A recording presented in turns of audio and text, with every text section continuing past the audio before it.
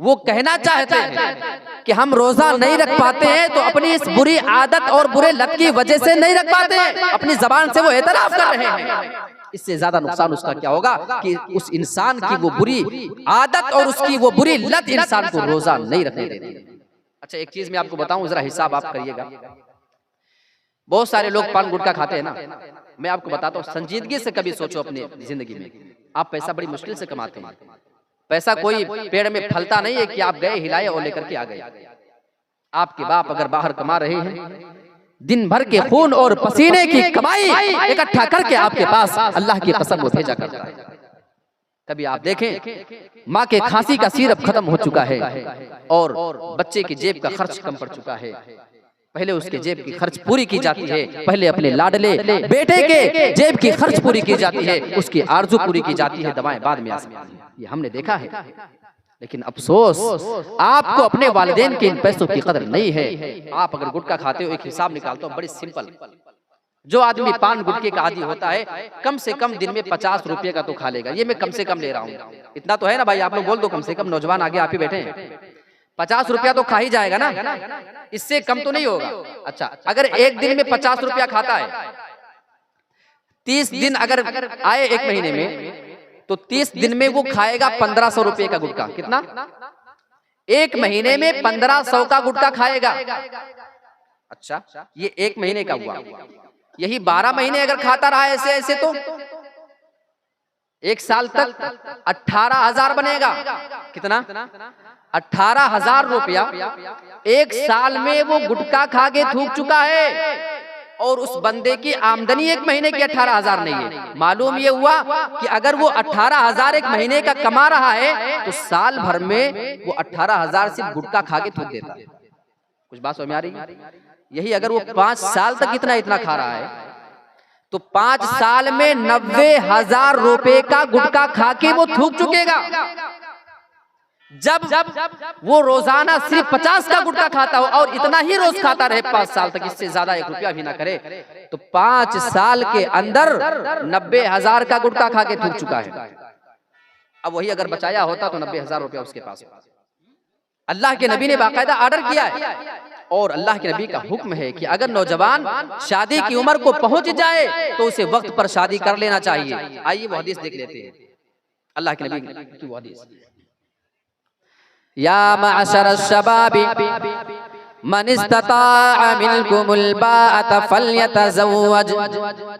ऐ नौजवानों की जमात, तुम में से जो शादी करने की ताकत रखता हो, फल्यतज़व्वज, तो उस नौजवान को फिर शादी कर लेना चाहिए। फ़इन्नहु अग़ज़्ज़ु लिलबसरि व अहसनु लिलफ़र्ज, क्योंकि जब तुम वक्त पर शादी कर लोगे इसका फायदा ये होगा, वक्त पर शादी करने से वो तुम्हारी नजर की भी हिफाजत करेगी और वो तुम्हारी शर्मगाह को भी महफूज कर देगी। शर्मगाह की हिफाजत और इंसान की नजर की हिफाजत, अल्लाह के नबी ने ये सही मुस्लिम की हदीस में दोनों का तस्करा सिर्फ किया है। मैं एक और हदीस लेता हूँ, मुस्नद अहमद की रवायत। अल्लाह के नबी ने उसमें जरा तफसील के साथ कुछ चीजें बयान की। फल ऐनान तज़नियान व ज़िनाहुमन नज़र, इंसान की दोनों आंखें भी ज़िना करती हैं और इंसान की दोनों आंखों का ज़िना ये है कि इंसान किसी गलत चीज को अपनी आंखों से देखता है। जो चीज उसके लिए देखना जायज नहीं है, जो उसके लिए देखना हराम है, जो उसके लिए देखना गुनाह का काम, उसे अपनी आंखों से वो देखता है। ये इंसान की आंखों का ज़िना है। वल यदान तज़नियान व ज़िनाहुमुल बत्शु, और अल्लाह के नबी बयान फरमाते हैं इंसान के दोनों हाथ भी ज़िना किया करते हैं। इंसान के दोनों हाथ का ज़िना ये है कि इंसान अपने हाथों से किसी भी चीज को छूता जो उसके लिए छूना जायज नहीं, हराम चीज है। वर्रिजलान तज़नियान, और इंसान के दोनों पैर और दोनों कदम भी ज़िना किया करते हैं। वज़िनाहुमुल मशीयु, इंसान के दोनों कदम और दोनों पैर का ज़िना ये है कि इंसान अपने पैरों से किसी भी गलत जगह पे चल करके जाया करता है। वल फमु यज़नी, अल्लाह के नबी बयान फरमाते हैं इंसान का मुंह भी ज़िना करता है। व ज़िनाहुल क़ुबल, और मुंह का ज़िना यह है कि इंसान किसी गलत चीज को बोसा दे, उसको चूमे, उसको मुंह लगाए, जो उसके लिए मुंह लगाना हराम था, जो उसके लिए जायज नहीं था। हदीस के आगे के अल्फाज बता रहे हैं, वल क़ल्बु यहवा व यतमन्ना वल फरजु युसद्दिक़ु ज़ालिका औ युकज़्ज़िबु। जब इंसान ऐसा ऐसा कर लेता है, अपनी आंखों से गलत देख लेता है, हाथों से छू लेता है, पैर से वो चल करके चला जाता है, फिर इंसान का दिल आरजू करता है, उस गलत काम को करने के लिए इंसान का दिल आरजू करता है, उसके दिल में ये तमन्ना मचलती है, वल फरजु युसद्दिक़ु ज़ालिका औ युकज़्ज़िबु, लेकिन इंसान की शर्मगाह या तो वो ज़िना करवा लेती है या उसको उस ज़िना से बचा लिया करती है। तो इस हदीस को आप देखें, अल्लाह के नबी ने इसमें ज़िना की बहुत सारी सूरतों को बयान किया है। इन्नल हम्दुलिल्लाहि नहमदुहु व नस्तईनुहु व नस्तगफिरुहु व नऊज़ु बिल्लाहि मिन शुरूरि अनफुसिना व मिन सय्यिआति अअमालिना मन यहदिहिल्लाहु फला मुदिल्ल लहु वमन युद्लिल्हु फला हादिय लहु व अशहदु अल्ला इलाहा इल्लल्लाहु वहदहु ला शरीका लहु व अशहदु अन्न मुहम्मदन अब्दुहु व रसूलुहु। या अय्युहल्लज़ीना आमनुत्तक़ुल्लाहा हक़्क़ तुक़ातिहि व ला तमूतुन्न इल्ला व अंतुम मुस्लिमून।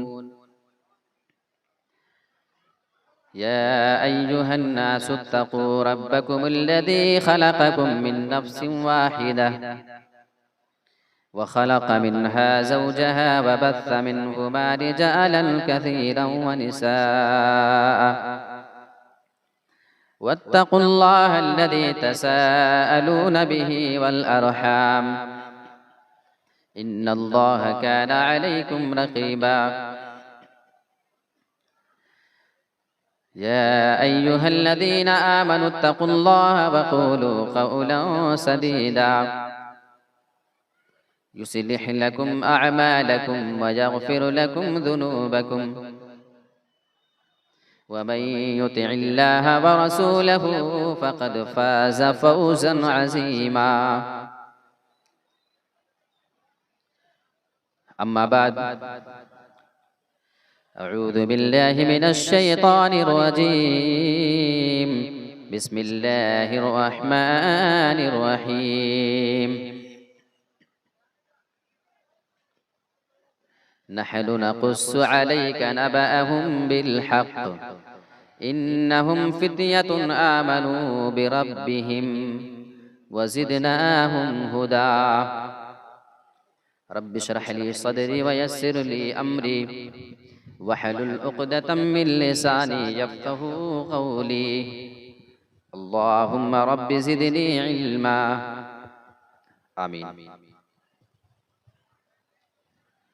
मुहतरम व मुक़र्रर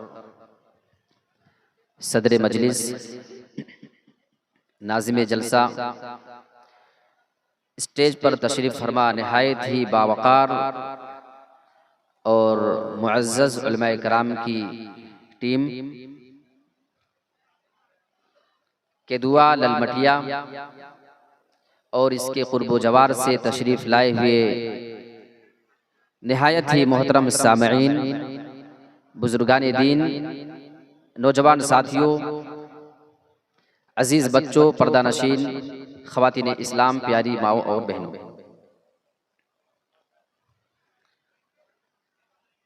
केदुआ के प्रोग्राम की आज ये दूसरी रात है। बहुत ही बावक़ार मजलिस है और बहुत ही मोहतरम सामईन हैं और उलमा की एक लंबी चौड़ी फहरिस्त है। दूर दराज से उलमा तशरीफ़ लाए, आपने उन लोगों के बयानात सुने। मुझे भी आपके सामने कुछ बातें अर्ज़ करनी है और मैंने आज के इस मुबारक मौके के लिए जिस मौजू का इंतखाब किया है वो इंतहाई अहम मौजू है और ज़रूरत है कि इस मौजू के ऊपर बातें की जाएं, उसके ऊपर हमें संजीदगी से सोचने की ज़रूरत है। जो मेरा आज मौजू है वो है नौजवानों के बिगाड़, असबाब और इलाज।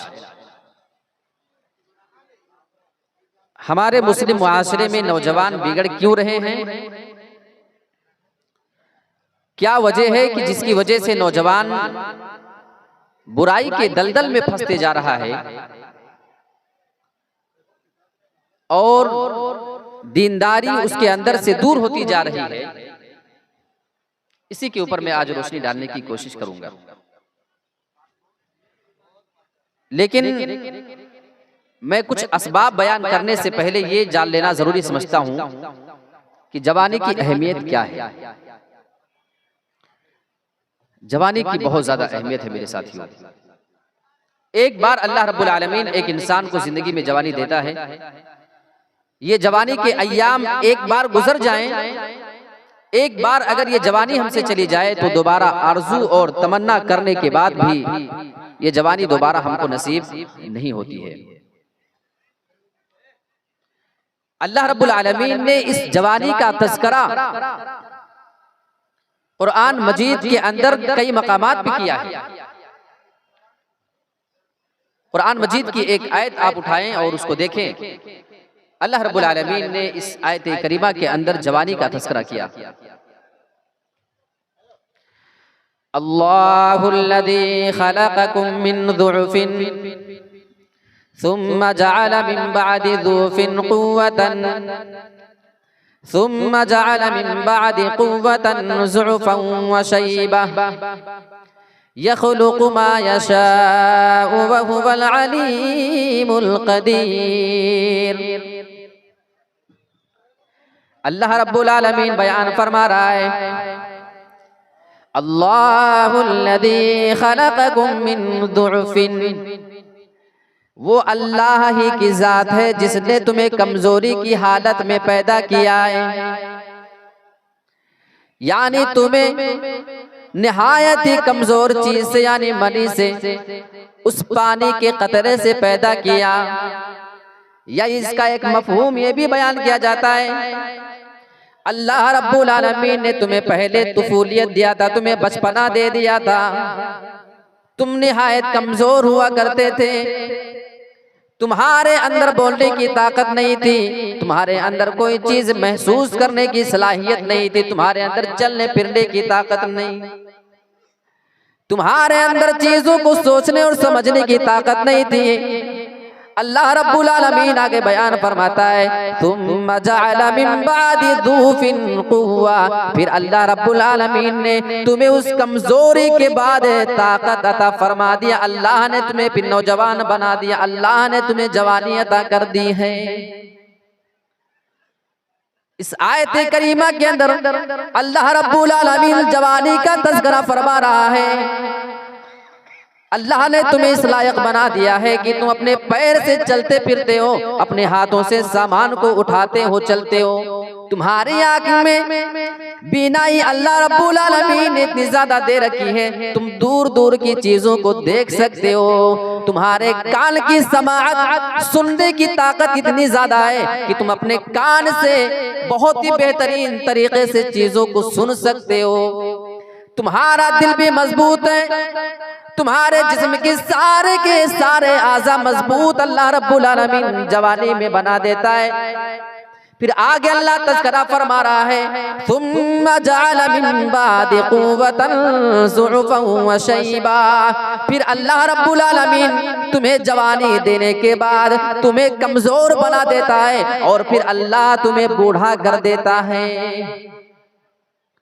जब आप जवान हैं, आपके आंखों में ताकत ज्यादा है, आप जब बुढ़ापे की उम्र को चले जाया करते हैं, आपकी आंखों की बीनाई धीरे धीरे खत्म हो जाया करती है। आप जवान हुआ करते हैं, आपकी कान से सुनने की ताकत बहुत ही ज्यादा हुआ करती है। आप थोड़ी सी और धीमे से बोली जाने वाली आवाज को अगर दूर आप सुना करते हैं, आप अपने कान से उसको सुन लिया करते हैं। लेकिन अल्लाह जब तुम्हें कमजोर कर देता है, तुम्हें बुढ़ापे की उम्र में अल्लाह अल्लाह रब्बुल आलमीन जब दाखिल कर देता है, ऐ मेरे प्यारे साथियों, फिर अल्लाह रब्बुल आलमीन तुम्हारे कान की ताकत को भी छीन लेता है। आप देखें कितने बुजुर्ग हजरात को देखेंगे, आप उनके बगल में कोई बात बोलोगे, आप हालांकि नॉर्मल ठीक ठाक आवाज में भी बोलेंगे, लेकिन मेरे प्यारे साथियों उन बुजुर्ग हजरात का ये जवाब होता है, बेटा उम्र निकल जाने की वजह से हमारे कानों की समात कमजोर हो चुकी है। जितना आपको दिखाई देता उतना उनको दिखाई नहीं देता है। दांत भी उनके कमजोर हैं, दांत भी गिरना शुरू हो जाया करते हैं। अल्लाह रब्बुल आलमीन यहाँ पे जवानी की अहमियत बताना चाहता है। ऐ मेरे बंदे, जब हमने तुझे जवानी दे रखी है, हमने तुझे बहुत बड़ी नेमत से नवाज करके रखा हुआ है, जब ये नेमत तुम्हारे पास से चली जाएगी तुम भी अफसोस करोगे, ऐ काश में दोबारा जवानी मिल जाए मेरे प्यारे साथियों। लेकिन फिर वो जवानी दोबारा किसी को मिलने वाली नहीं। क्या तरतीब अल्लाह ने बयान की है। यखलुकु मा यशा, अल्लाह जो चाहता है पैदा करता है। अल्लाह रब्बुल आलमीन जिसे जो नेमत चाहता है वो नेमत अता कर देता है। वहुवल अलीमुल कदीर, अल्लाह बेहतर जानता है कि किसे क्या नेमत देना है, किसे क्या नहीं देना है। अल कदीर, वो कुदरत रखने वाला है, वो जिसे चाहे दे दे, जिसे चाहे ना अता करे, जिससे चाहे वो नेमत छीन सकता है। उसके ऊपर किसी की जबरदस्ती नहीं है, उसके ऊपर किसी दूसरे का दबाव चलने वाला भी नहीं। तो यहां अल्लाह रब्बुल आलमीन ने जवानी का तज़किरा किया। कुरान मजीद की एक और आयत लेते हैं, अल्लाह रब्बुल आलमीन ने नौजवानों का जिक्र किया है। आप जरा अंदाजा करें कि अल्लाह कुरान में बार बार कई जगहों पे जवानी का तज़किरा क्यों कर रहा है, अल्लाह नौजवानों का जिक्र क्यों कर रहा है। अल्लाह रब्बुल आलमीन बयान फरमाता है, नहनु नक़ुस्सु अलैका नबअहुम बिल हक़्क़ि इन्नहुम फित्यतुन आमनू बिरब्बिहिम वज़िदनाहुम हुदा। ऐ मेरे नबी, हम तुम्हारे ऊपर उनके किस्से को हक तौर पे बयान करेंगे, बिल्कुल सही तौर पे उनके किस्से तुम्हें सुनाएंगे। कौन लोगों का तज़किरा अल्लाह रब्बुल आलमीन इस आयत करीमा के अंदर कर रहा है। इन्नहुम आमनू बिरब्बिहिम, इन्नहुम फित्यतुन आमनू बिरब्बिहिम। अल्लाह बयान फरमाता है वो कुछ नौजवान थे, वो अल्लाह रब्बुल आलमीन के ऊपर ईमान लेकर के आए। यहाँ अल्लाह रब्बुल आलमीन नौजवानों के ईमान का तज़किरा कर रहा है। यहाँ मुराद कौन है? बहुत से मुफस्सिरीन कहते हैं कि यहाँ पे कुछ वो ईसाई जमाने के लोग हैं, ईसाइयत धर्म के मानने वाले जो लोग थे उस जमाने में कुछ नौजवान थे और उनकी तादाद 9 या उससे कम ही थी। वो नौजवान अल्लाह रब्बुल आलमीन पर ईमान लेकर के आते हैं। और बाज लोगों का कहना है कि ईसाई धर्म के पहले की ये बात है, कुछ नौजवान ईमान लेकर के आए। उसी जमाने में एक बादशाह हुआ करता था, वो बादशाह लोगों को बुत परस्ती की दावत दिया करता था, वो लोगों को शिर्क और कुफ्र की जानिब बुलाया करता था। और ये नौजवान छुप छुप करके अल्लाह रब्बुल आलमीन की इबादत किया करते थे। उनके दिल में अल्लाह रब्बुल आलमीन ने हिदायत डाल दी थी, वो नौजवान अल्लाह की इबादत करने लगे। बादशाह को खबर होती है, वो बादशाह उन नौजवानों को अपने पास बुलाता है और उनसे सवाल करता है कि तुम किसकी इबादत करते हो। वो नौजवान जवाब देते हैं, हम अल्लाह रब्बुल आलमीन की इबादत किया करते हैं और हम उसके साथ किसी भी और को शरीक नहीं बनाने वाले, किसी दूसरे मामूद को नहीं पुकारेंगे। इकरार किया, एतराफ किया, लेकिन उस बादशाह से और उसकी कौम के डर की वजह से ये बेचारे वहां से निकल करके भाग गए कि कहीं हमारे जान के खतरे न पड़ जाएं। इस वजह से वो नौजवान चले गए। अगर नौजवान अल्लाह पे ईमान लाता है, अल्लाह उसका जिक्र कुरान मजीद के अंदर करता है। अगर नौजवान अल्लाह की तौहीद की शहादत भरे मजमे के अंदर देता है, अल्लाह कलाम पाक के अंदर उसका तज़किरा फरमाता है। नौजवानों, अगर इससे जवानी की अहमियत नहीं मालूम होती है तो फिर इससे कौन सी चीज मालूम होती है? जवानी बड़ी अहम चीज है। एक और आयत लेता हूं आपके सामने, और क्या आयत है ये, और मुफस्सिरीन इसके बारे में क्या कमेंट करते हैं वो भी मैं आपको बताता हूं। इअलमू अन्नमल हयातुद दुनिया लइबुन व लहवुन व ज़ीनतुन व तफाखुरुन बैनकुम व तकासुरुन फिल अमवालि वल औलाद। ऐ लोगों, तुम अच्छी तरीके से जान लो, अन्नमल हयातुद दुनिया लइबुन व लहव, बेशक ये दुनिया की जिंदगी खेल और तमाशा है। वज़ीनतुन, और ये दुनिया की जिंदगी तो जीनत की जगह, ये खूबसूरत अपने आप को बनाने और दिखाने की जगह। खूबसूरती इंसान अपनी दिखाते फिरता है, इंसान अपने आप को जीनत के साथ रखना पसंद करता है। वतफाखुरुम बैनकुम, ये दुनिया तो आपस में फख्र और गुरूर करने की जगह, इंसान एक दूसरे पे अपने फख्र को जताया करता है। वतकासुरुन फिल अमवालि वल औलाद, और ये दुनिया की जिंदगी तो माल और औलाद के बारे में एक दूसरे पे कसरत जताने की जगह, एक दूसरे से अपनी बड़ाई जताने की जगह है। अब इस आयत करीमा के बारे में मुफस्सिरीन बड़ी बेहतरीन बातें कह रहे हैं। मुफस्सिरीन का कहना है कि अल्लाह रब्बुल आलमीन इस आयत करीमा के अंदर इंसान की उम्र के मुख्तलिफ मरहले का तस्करा कर रहा है। इंसान बचपने में होता है, जवान होता है, बुढ़ापे की उम्र को पहुंचता है। अल्लाह ने इस आयत करीमा के अंदर इन तीनों का एक साथ तस्करा कर दिया है। अल्लाह बयान फरमाता है दुनिया की जिंदगी खेल और तमाशा है। ये इशारा है इंसान के बचपने की जानिब। जब बच्चा बचपने में होता, आप उसको देखें, उसे हर वक्त सिर्फ खेल की फिक्र लगी रहती है। सुबह खेल, दोपहर शाम, हर वक्त उसे सिर्फ खेल की फिक्र, उसके जहन में उसी का धुन सवार होता है। घर के अंदर लेकर के आएंगे, वहां भी खेलते रहता है। घर के बाहर लेके जाओगे, वहां पे भी वो खेलते रहता है। आप उसे मस्जिद और मदरसे के अंदर लेकर के चले जाते हो, वो बच्चा वहां पर भी खेलना पसंद किया करता है। आप उसे रिश्तेदार के यहाँ लेकर के जाओ, वहां पे भी वो बच्चा हमेशा खेलते ही रहता है। आप उसे किसी शादी ब्याह के फंक्शन में लेकर के जाएं, दो चार बच्चे आपस में मिल जाया करते हैं, वो आपस में खेलना शुरू कर देते हैं। अल्लाह बयान फरमाता है, ऐ मेरे बंदो, ये दुनिया की जिंदगी तो सिर्फ खेल और तमाशा है। तो इससे इशारा है इंसान के बचपने की जानिब। वज़ीनतुन, यहाँ जवानी का तस्करा हो रहा है, क्योंकि इंसान जीनत कब ज्यादा इख्तियार करता है। मुफस्सिरीन कहते हैं इस आयत करीमा के टुकड़े में इशारा है इंसान की नौजवानी की जानिब। जब इंसान नौजवान होता है, अपने आप को खूबसूरत बनाता है, वो अपने आप को स्मार्ट बनाने की कोशिश किया करता है। लड़कियां अपने आप को ब्यूटीफुल दिखाने के लिए एक से एक मेकअप किया करती हैं, एक दूसरे पे अपनी खूबसूरती को जाहिर करने के लिए, एक दूसरे से अच्छा दिखने के लिए नौजवान लड़के और लड़कियां एक दूसरे से कोशिश किया करते हैं। मेरे प्यारे साथियों, इस आयत करीमा में अल्लाह रब्बुल आलमीन ने इशारा किया है इंसान की जवानी की जानिब।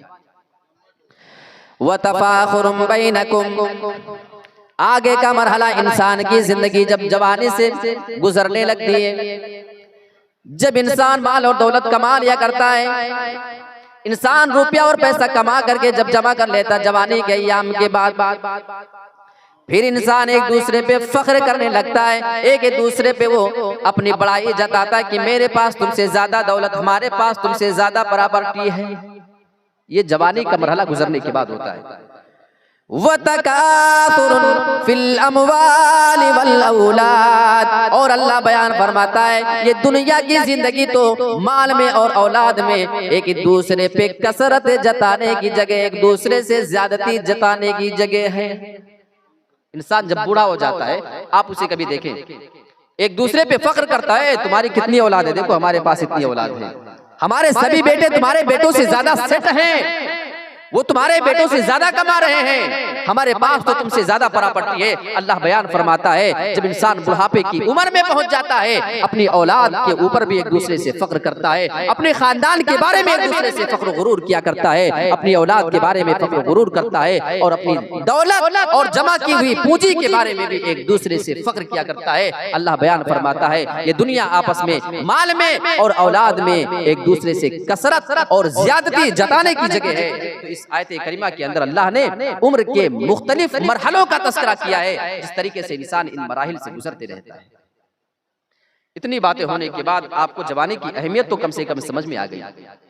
मैंने आपके सामने कुरान मजीद में 3 जगहों से आयतें पेश की, जिससे यह साबित हुआ कि जवानी की क्या वैल्यू।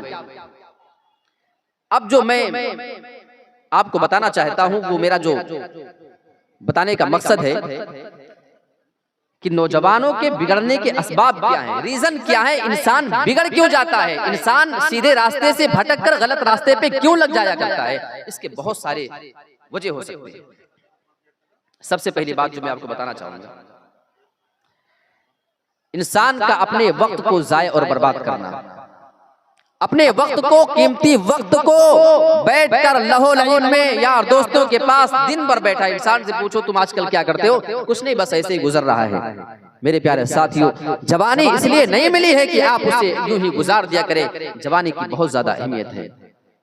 और मैं उस हदीस की जानिब जाना तो नहीं चाह रहा हूं, लेकिन बस इशारा कर देता हूं। अल्लाह के नबी ने बयान फरमाया कि इंसान जब कयामत के दिन जाएगा, उससे उसकी उम्र के बारे में सवाल किया जाएगा। तमाम उम्र के बारे में जब सवाल हो जाएगा, अलग से जवानी के बारे में अल्लाह सवाल करेगा, जवानी को कैसे गुजारा था। जबकि सारी उम्र के बारे में सवाल हुआ, जवानी उसमें आ चुकी है, लेकिन चूंकि जवानी की वैल्यू ज्यादा है, जवानी की अहमियत ज्यादा है, लिहाजा रब्बे कायनात दोबारा सवाल करेगा, अलग से बताओ जवानी के बारे में, हम तुमसे अलग से सवाल करेंगे, इसका इस्तेमाल तुमने कैसे किया है, तुमने इसको किस तरीके से गुजारा है।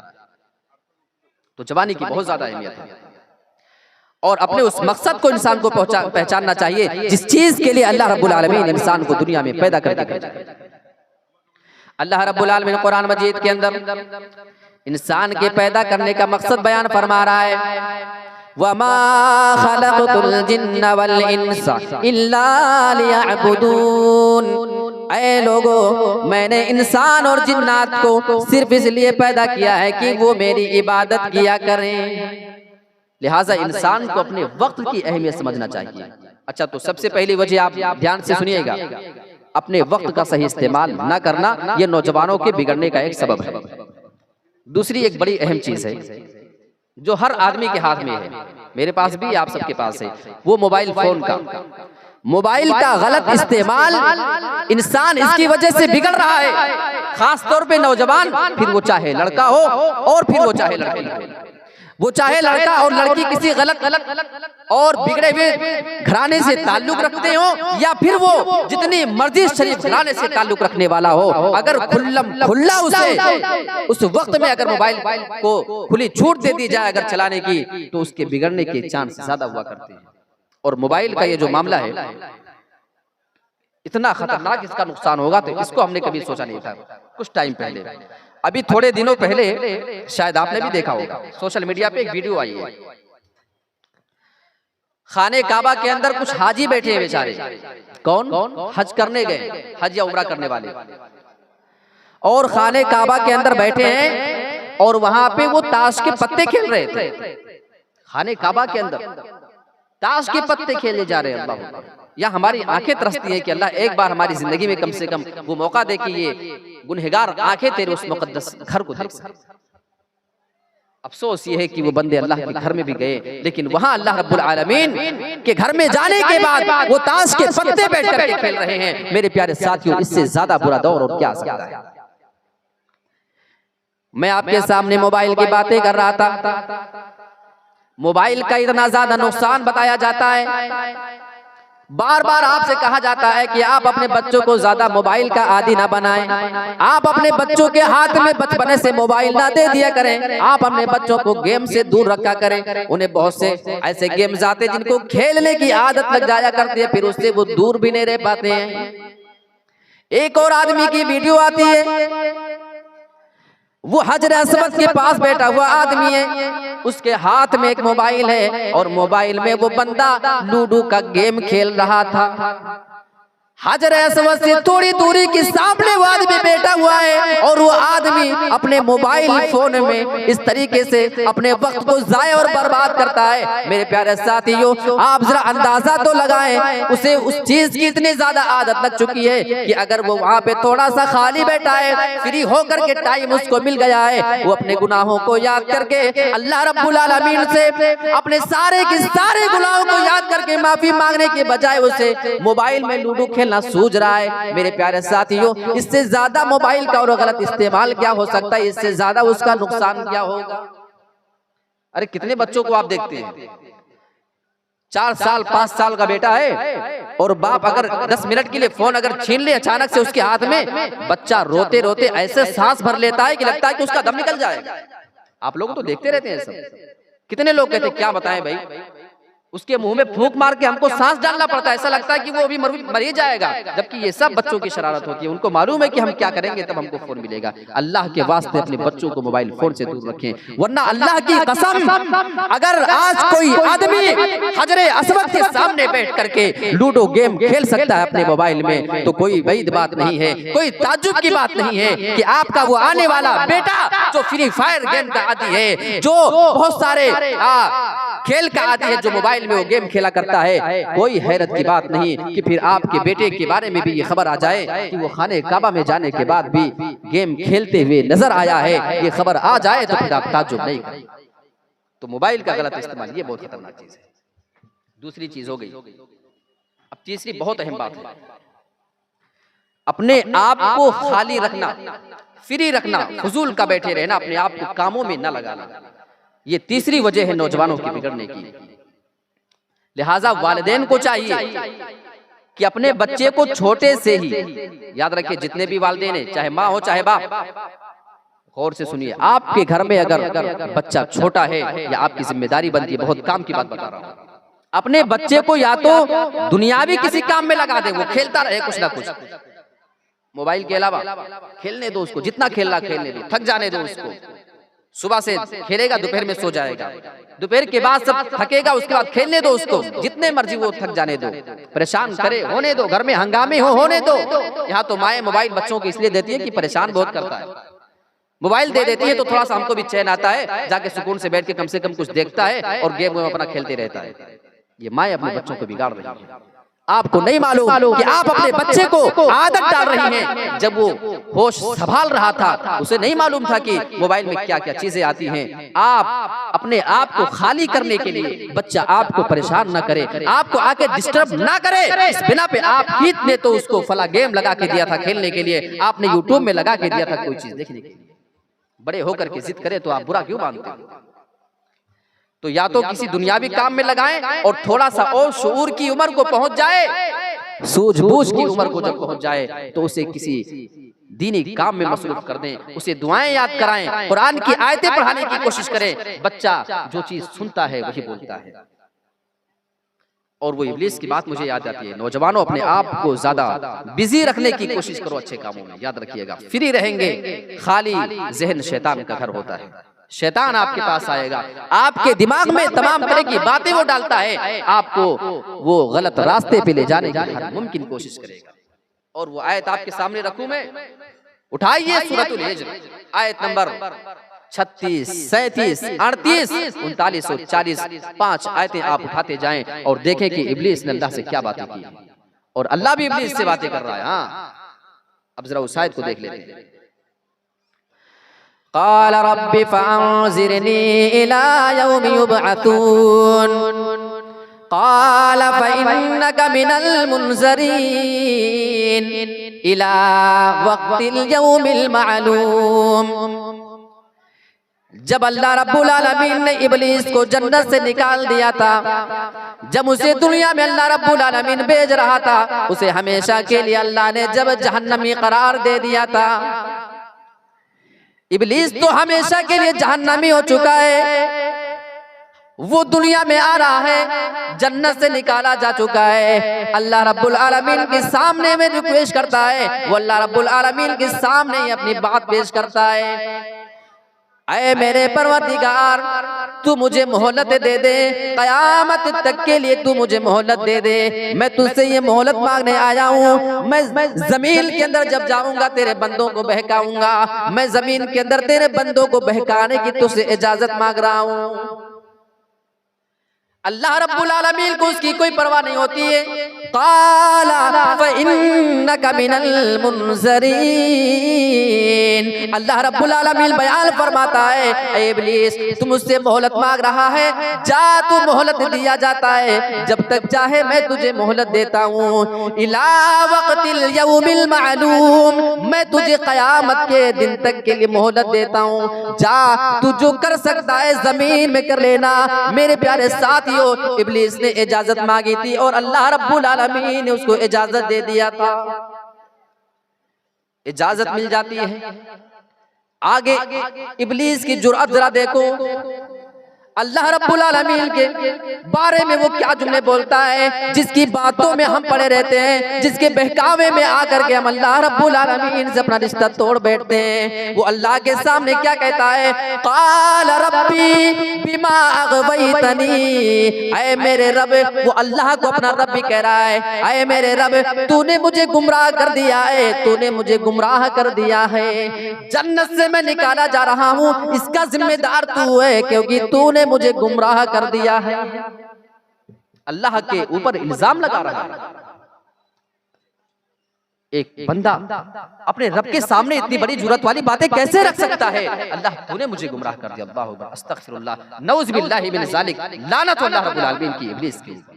आगे उसके अल्फाज सुनो और देखो इब्लीस हमारे बारे में क्या प्लानिंग करके आया।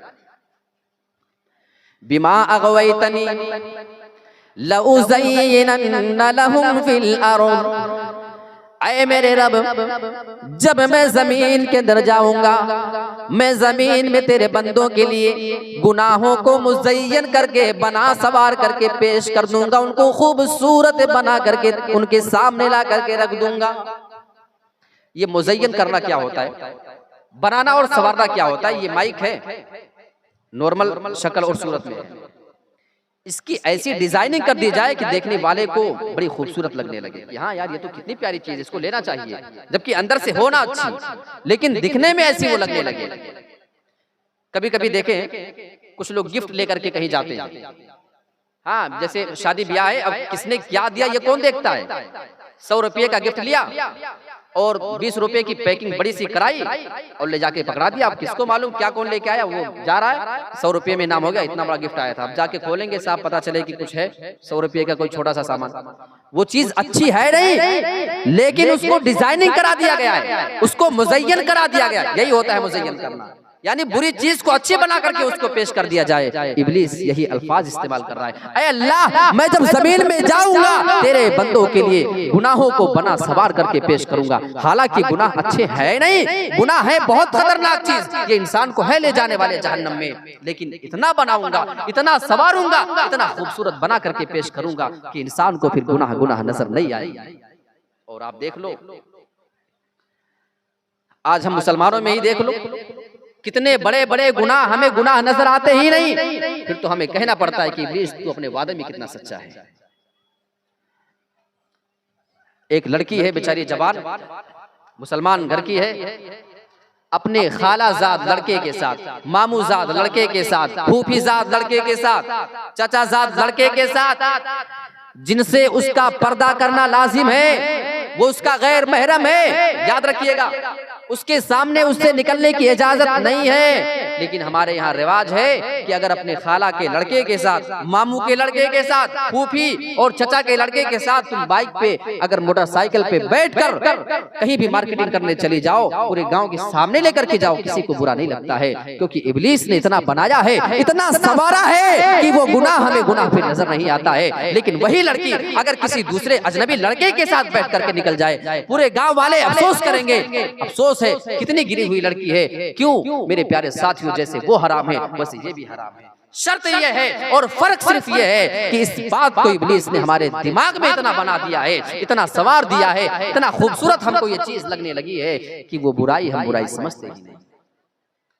लउज़य्यिनन्ना लहुम फिल अर्ज़ वलउग़वियन्नहुम अजमईन, और मैं जब जमीन के अंदर जाऊंगा तेरे बंदों को गुमराह कर दूंगा, इल्ला इबादका मिनहुमुल मुखलसीन, मैं तेरे तमाम बंदों को गुमराह करने की कोशिश करूंगा, मैं उनके सामने गुनाहों को बनाऊंगा, सवारूंगा, ऐ मेरे रब। लेकिन जो तेरे मुखलिस बंदे हैं, जो तेरे खालिस बंदे हैं, जो दीन इस्लाम पे सच्चे तौर पे अमल करने वाले लोग होंगे, मैं उनको गुमराह नहीं कर सकता हूँ। मैं उनके सामने किसी भी गुनाह को बना सवार करके पेश नहीं कर पाऊंगा, क्योंकि वो जब तेरे अंदर तेरे बारे में जब अपने अंदर वो डर पैदा कर लेंगे, वो तेरे दीन के ऊपर चलने वाले लोग होंगे, उनके ऊपर फिर मेरा कोई इख्तियार नहीं चलने पाएगा। तो यहाँ अल्लाह रब्बुल आलमीन ने उसी इब्लीस की बात का तस्करा किया है कि इब्लीस क्या वादा करके आया है। तो मैं आपको बताना ये चाह रहा था कि इंसान जब अपने आप को फारिग ज्यादा रखता है, फ्री रखता है, तो इब्लीस को मौका मिलता है उसके ऊपर डाका डालने का और उसके जहन में तमाम बातें को डालने का। ये 3 चीजें हो गई। अब मैं चौथी बात पे आता हूँ, बड़ी अहम बात है नौजवान, जरा गौर से समझिएगा इसको। गलत सोहबत और बुरे दोस्तों का इंतखाब करना। इंसान को लगता है कि कोई बात नहीं, मेरे को साथ रहना ही तो है, बस दिन गुजर जाए कैसे भी, किसी के साथ भी गुजर जाए, इंसान की ये प्लानिंग होती है। नहीं, दोस्ती ये कोई राशन से मिलने वाली वो चीज और सामान नहीं है कि आप गए, जो मर्जी आया, पैसा दिया और लेकर के आ गए। याद रखिए, दोस्ती करना हो तो बड़े सोच समझ करके करना। और आओ अल्लाह के नबी की एक हदीस आपके सामने रख देता हूँ। अर्रजुलु अला दीनि खलीलिही फलयंजुर अहदुकुम मन युखालिल। अल्लाह के नबी जनाब मोहम्मद रसूलुल्लाह बयान फरमाते हैं, आदमी अपने दोस्त के दीन पर होता है, उसी हिसाब से वो अमल करता है। जैसा उसका दोस्त अमल करता वैसे ये करता है। आप देखो कितने लोगों को आप देखेंगे, आपको कुछ लोग ऐसे मिलेंगे जो सिर्फ नेक होंगे, कुछ आपको ऐसे मिलेंगे जो शराबी हैं तो सभी शराबी हैं, कुछ लोग ऐसे आपको पूरी महफिल मिल जाएगी 10 लोगों की, सारे के सारे दोस्त सिगरेट पीते हैं तो सभी पीते हैं। कुछ लोग हैं कि सभी लोग गुटखा खाते हैं तो सब गुटखा खाते हैं, कुछ लोग जिना करने के आदी हैं तो सब कर रहे हैं, कुछ लोग एक साथ बैठने वाले लोग हैं उसमें वो सब मोबाइल से गेम और सट्टेबाजियां करते हैं तो सब वही काम करते हैं। अल्लाह के नबी कितनी बेहतरीन बात बयान फरमा रहे हैं, अर्रजुलु अला दीनी खलीलिही, आदमी अपने दोस्त के दीन पर होता है। तो अब तुम्हें क्या करना चाहिए? फलयंजुर अहदुकुम इला मन युखालिल। ऐ मुसलमानों, अगर तुम्हें किसी से दोस्ती करनी हो, तुम्हें किसी को अपना दोस्त और खलील बनाना हो, रफीक बनाना हो, तुम्हें अच्छी तरीके से उसके बारे में जान लेना चाहिए कि तुम किससे दोस्ती करने जा रहे हो।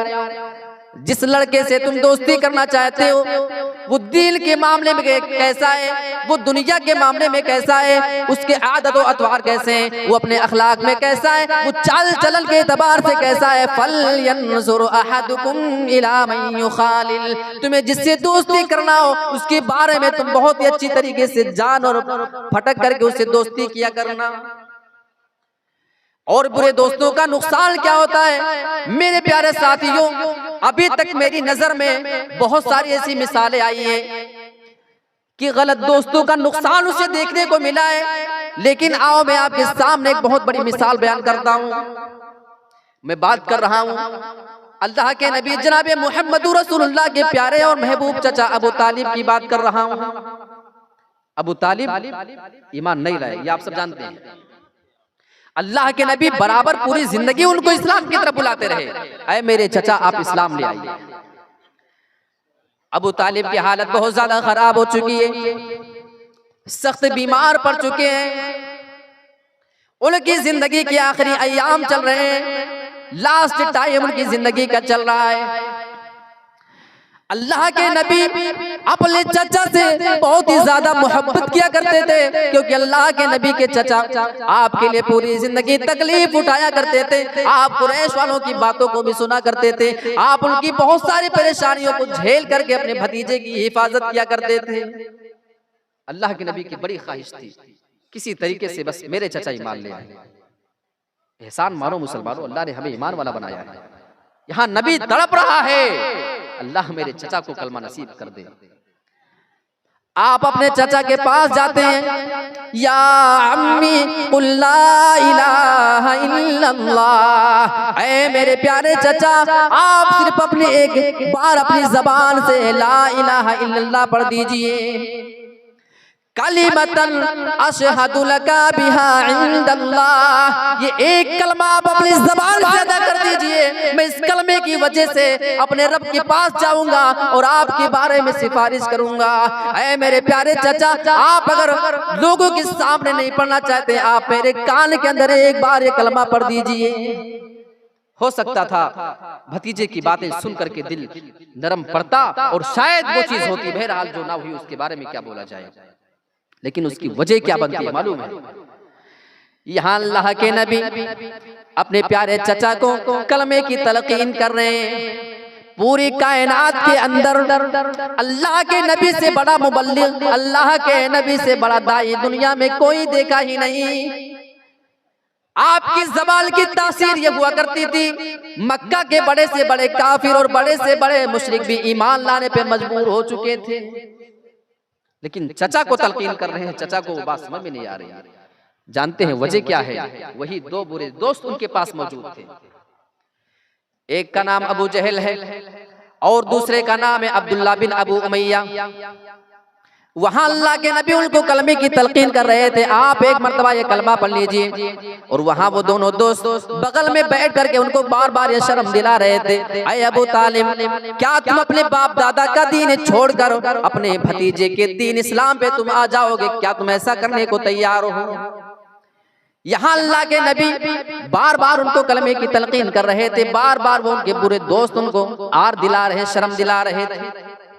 और इससे ज्यादा बुरे साथी और बुरे दोस्त का नुकसान क्या होगा? आखिर में उनकी जबान से ये जुमला निकल जाता है, मैं अपने बाप दादा के दीन पर मरता हूँ, मैं मोहम्मद के दीन को कबूल नहीं करता हूँ। ये है बुरे दोस्त का नुकसान। आपको लगता है कि दोस्ती है, क्या हुआ, किसी से भी कर लो, नहीं, दोस्ती करना हो बड़ी सोच समझ के करना। कभी आप देखो गांव में कोई बड़ा सीधा साधा लड़का होता है, सब बड़ी तारीफ करते हैं, अचानक देखा कि बिगड़ गया। बिगड़ने की वजह मालूम करते हैं, पता चला फला फला लड़के के साथ रहता है, वो गुटखा खाते थे, ये गुटखा खाने लगा है, वो सिगरेट पीते थे, ये भी सिगरेट पीने लगा है, वो नाच गाने देखने के आदी थे, ये भी हो चुका है, वो फहश काम किया करते थे, वो गलत चीजों के शिकार थे, ये भी हो चुका है। मेरे प्यारे साथियों, आप अपने बच्चों पे गहरी नजर रखें, वो रहता किसके साथ है, उठता किनके साथ में है, घूमता किसके साथ में है, ये हर माँ और बाप की जिम्मेदारी है। और नौजवान को भी चाहिए, अगर आपका दोस्त बुरा है, या तो आप अपने दोस्त को सुधारने की कोशिश करें, और नहीं सुधरता है तो आप उससे खुदा हाफिज बोलें, आप अपने रास्ते पे आ जाएं। तो ये एक अहम चीज है, इंसान को अपनी जिंदगी के अंदर अच्छे दोस्तों का इंतखाब करना चाहिए। ये 4 चीज हुई। 5वीं चीज मैं आपको बताऊं, बड़ी इंपॉर्टेंट है, नशा आवर चीजों का इस्तेमाल। इससे इंसान बिगड़ जाता है, बहुत बिगड़ता है। आप देखें, जिन लोगों को सिगरेट और पान और गुटखे की आदत होती है ना, वो रमजान में बेचारे बहुत सारे लोग रोजा नहीं रख पाते। कुछ लोगों की जबान से सुनने को मिलता है कि अगर एक बार दिन में गुटखा खाने की इजाजत मिल जाए रमजान में, और एक बार सिगरेट की इजाजत मिल जाए, हम 30 दिन क्या, हम 90 दिन का करते हैं। वो कहना चाहते हैं कि हम रोजा नहीं रख पाते हैं तो अपनी इस बुरी आदत और बुरे लत की वजह से नहीं रख पाते हैं, अपनी जबान से वो एतराफ कर रहे हैं। इससे ज्यादा नुकसान उसका क्या होगा कि उस इंसान की वो बुरी आदत और उसकी वो बुरी लत इंसान को रोजा नहीं रखने देती। अच्छा, एक चीज मैं आपको बताऊं, जरा हिसाब आप करिएगा।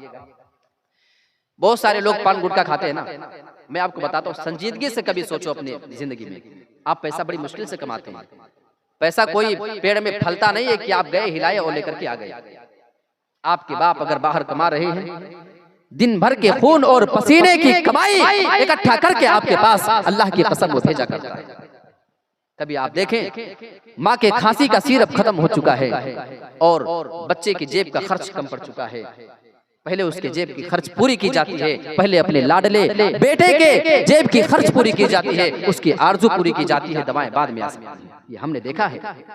लेकिन अफसोस, आपको अपने वालिदैन के इन पैसों की कदर नहीं है। आप अगर गुटखा खाते हो, एक हिसाब निकालता हूँ बड़ी सिंपल, जो आदमी पान गुटखे का आदी होता है, कम से कम दिन में 50 रुपये का तो खा लेगा। ये मैं कम से कम ले रहा हूँ, इतना तो है ना भाई, आप लोग बोल दो कम से कम, नौजवान आगे आप ही बैठे हैं, 50 रुपया तो खा ही जाएगा ना, इससे कम तो नहीं होगा।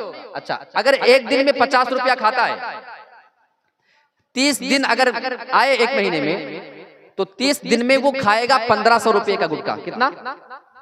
एक महीने में 1500 का गुटखा खाएगा। अच्छा, ये एक महीने का हुआ। यही 12 महीने अगर खाता रहा ऐसे ऐसे तो एक साल तक 18,000 बनेगा। कितना? 18,000 रुपया एक साल में वो गुटखा खा के थूक चुका है। और उस बंदे की आमदनी एक महीने की 18,000 नहीं है। मालूम ये हुआ कि अगर वो 18,000 एक महीने का कमा रहा है, तो साल भर में वो 18,000 सिर्फ गुटखा खा के थूक देता है। कुछ बात समझ में आ रही है? यही अगर वो 5 साल तक इतना इतना खा रहा है, तो 5 साल में 90,000 रुपए का गुटखा खा के वो थूक चुकेगा। जब वो रोजाना सिर्फ 50 का गुटखा खाता हो और इतना ही रोज खाता रहे 5 साल तक, इससे ज्यादा 1 रुपया भी ना करे, तो 5 साल के अंदर 90,000 का गुटखा खा के थूक चुका है। अब वही अगर बचाया होता तो 90,000 रुपया उसके पास होता। तो ये इंसान को बहुत ज्यादा खतरनाक चीज है। इंसान को इस चीज पे जरा कंट्रोल करने की जरूरत है कि इंसान अपने आप को नशा वाली चीजों से बचा करके रखे, क्योंकि इससे आपका बहुत नुकसान है, आपकी सेहत बिगड़ती है, वो अलग सारी चीजें हैं मेरे प्यारे साथियों, इसके कई किस्म के नुकसान होते हैं। तो नशा आवर चीज का इस्तेमाल करना छोड़ दें अगर नौजवान अपने आप को सही करना चाहते हैं। ये नंबर 5 हुआ। नंबर 6 पे, और ये नौजवानों के फायदे की बात है जिनकी शादी नहीं हुई है, वक्त पे शादी नहीं करना, इससे नौजवान बहुत बिगड़ जाते हैं। अल्लाह के नबी ने बाकायदा ऑर्डर किया है और अल्लाह के नबी का हुक्म है कि अगर नौजवान शादी की उम्र को पहुंच जाए तो उसे वक्त पर शादी कर लेना चाहिए। आइए वो हदीस देख लेते हैं, अल्लाह के नबी की वो हदीस। या मअशर शबाबी मन इस्तताअ मिनकुमुल बाअत फल्यतज़व्वज, ऐ नौजवानों की जमात में से जो शादी करने की ताकत रखता हो, फल्यतज़व्वज, तो उस नौजवान को फिर शादी कर लेना चाहिए। फ़इन्नहु अग़ज़्ज़ु लिलबसरि व अहसनु लिलफ़र्ज, क्योंकि जब तुम वक्त पर शादी कर लोगे इसका फायदा ये होगा, वक्त पर शादी करने से वो तुम्हारी नजर की भी हिफाजत करेगी और वो तुम्हारी शर्मगाह को भी महफूज कर देगी। शर्मगाह की हिफाजत और इंसान की नजर की हिफाजत। अल्लाह के नबी ने ये सही मुस्लिम की हदीस में दोनों का तस्करा सिर्फ किया है। मैं एक और हदीस लेता हूँ, मुस्नद अहमद की रवायत। अल्लाह के नबी ने उसमें जरा तफसील के साथ कुछ चीजें बयान की। फल ऐनान तज़नियान व ज़िनाहुमन नज़र, इंसान की दोनों आंखें भी ज़िना करती हैं और इंसान की दोनों आंखों का ज़िना ये है कि इंसान किसी गलत चीज को अपनी आंखों से देखता है, जो चीज उसके लिए देखना जायज नहीं है, जो उसके लिए देखना हराम है, जो उसके लिए देखना गुनाह का काम, उसे अपनी आंखों से वो देखता है, ये इंसान की आंखों का ज़िना है। वल यदान तज़नियान व ज़िनाहुमल बतशु, और अल्लाह के नबी बयान फरमाते हैं इंसान के दोनों हाथ भी ज़िना किया करते हैं। इंसान के दोनों हाथ का ज़िना ये है कि इंसान अपने हाथों से किसी भी चीज को छूता जो उसके लिए छूना जायज नहीं, हराम चीज है। वर्रिजलान तज़नियान, और इंसान के दोनों पैर और दोनों कदम भी ज़िना किया करते हैं। वज़िनाहुमल मशीयु, इंसान के दोनों कदम और दोनों पैर का ज़िना ये है कि इंसान अपने पैरों से किसी भी गलत जगह पे चल करके जाया करता है। वल फमु यज़नी, अल्लाह के नबी बयान फरमाते हैं इंसान का मुंह भी ज़िना करता है। वज़िनाहुल क़ुबल, और मुंह का ज़िना यह है कि इंसान किसी गलत चीज को बोसा दे, उसको चूमे, उसको मुंह लगाए, जो उसके लिए मुंह लगाना हराम था, जो उसके लिए जायज नहीं था।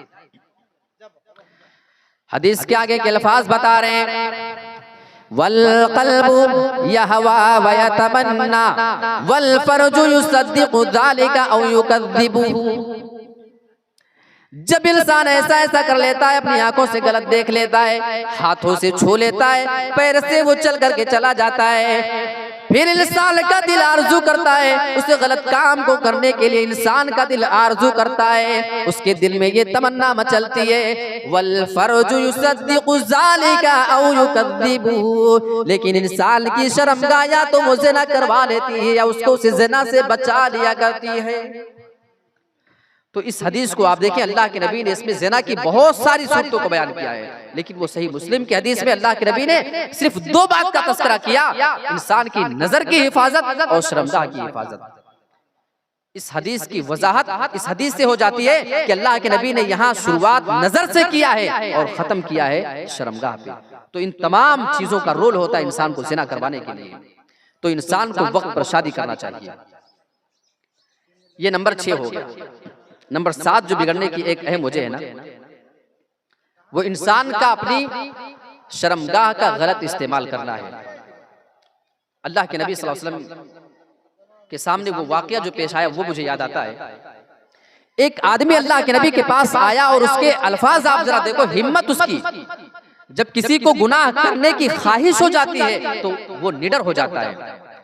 अल्लाह के नबी के पास आता है, कहने लगा अल्लाह के नबी ईज़ल्ली बिज़िना, अल्लाह के नबी आप मुझे ज़िना करने की इजाजत दे दीजिए। सारे सहाबा उसको डांटते हैं कि नबी के सामने आकर ये ज़िना की इजाजत मांग रहा है, लेकिन अल्लाह के नबी ने उन तमाम लोगों को मना कर दिया कि इस आदमी को डांटो नहीं, झिड़को नहीं। आपका जरा अखलाक तो देखो। अल्लाह के नबी उसको अपने पास बुलाते हैं और आप उससे सवाल करने लगते हैं। आप उसके सामने फिर दावत देना शुरू करते हैं। आप उससे सवाल करते हैं, अतुहिब्बुहु लिउम्मिक, ऐ मेरे प्यारे साथी, तुम मेरे पास आने के बाद ज़िना करने की इजाजत जो मांग रहे हो, ये बताओ, मैं तुमसे कुछ सवाल कर लेता हूँ। अगर कोई भी आदमी तुम्हारी माँ के साथ ज़िना करे तो क्या तुम्हें ये बात पसंद आएगी कि वो तुम्हारी माँ के साथ ज़िना करे? कहने लगा अल्लाह के नबी बिल्कुल नहीं। अल्लाह के नबी अपना सवाल बदलते हैं, अतुहिब्बुहु लिइब्नतिक, क्या ये काम तू अपनी बेटी के लिए पसंद करेगा? कोई तुम्हारी बेटी के पास जाए, उसके जिस्म से खेले, वो उसके साथ अगर ज़िना करे तो क्या ये बात तुझे पसंद आएगी या नहीं? कहने लगा अल्लाह के नबी बिल्कुल नहीं।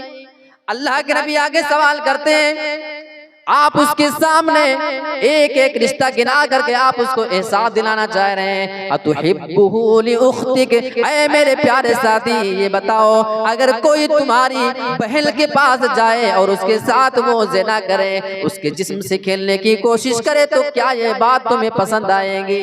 कहने लगा अल्लाह के नबी बिल्कुल नहीं।